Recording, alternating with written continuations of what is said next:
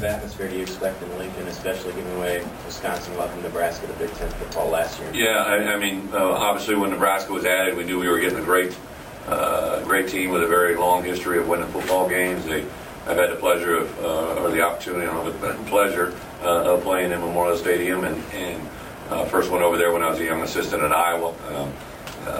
Very, like I've said many times, I think the stadium itself has a Big Ten feel to it. I mean, the fans are on top of you. They're very engaging. They've won a lot of football games over there, so I know they're expecting to see a great game. And I'm not oblivious to the fact that last year when they came here, it was a game that had a lot of hype, a lot of build-ups, and looked similar to what we're trying to get going this year. Both teams aren't ranked as high, but some of the same things going forward. It's a night game.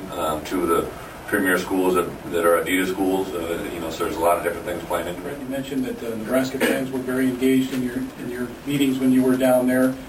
Just from your experiences, are they maybe some of the most knowledgeable fans and maybe the most appreciative fans that you might run into? I would say that. I go back to just experience that I've had there, and you can I don't know if I noticed as much as a head coach because I got my headset on all the time, but back when you were when you coached on one side of the ball, after you got your corrections, you kind of watch and they're engaged in the game, and they're definitely very educated to the game.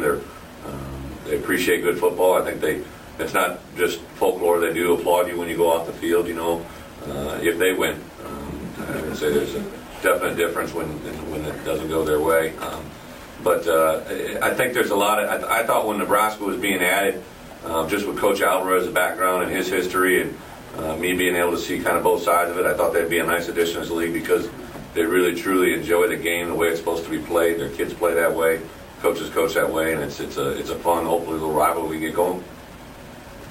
At least from media and fans, it seems to be the theme down there is Nebraska trying to get revenge for what happened here last year. You guys have been installed as an underdog, at least point-wise, double-digit this year. Can any of that matter? Can either team have an advantage using that chip on their shoulder, so to speak? Oh, yeah. I mean, it is what it is. I mean, I could have wrote that headline last week after the game was over. I knew that was going to be a factor moving forward. It was really a pretty competitive game. If you remember, they jumped out, caused a fumble on Abby, and had some momentum, and then our guys swung it back on our side. The second half was one that was obviously we executed very, very well. Took advantage of an interception early in the second half, but this is a different team. I'm excited because this club that I'm coaching has gotten better the last 2 weeks without a doubt. We made some changes and made some obvious changes, ones that's well documented. There's a lot of changes that no one in this side of the room has any idea what we did, but it was things that I knew we had to accomplish. It was things that our staff brought to our attention. So we're a program that's moving forward. I think they're one that is obviously they had a little bit of a setback at the UCLA game, but responded very, very well the next 2 weeks and have won some games pretty handedly against the last two opponents. So they're a very well-coached football team. They've got a lot of really good players, and I know they're playing extremely well. So I think the challenge to our guys is where do you want to be? You've done a good job of battling yourself back. You're a 3-1 team.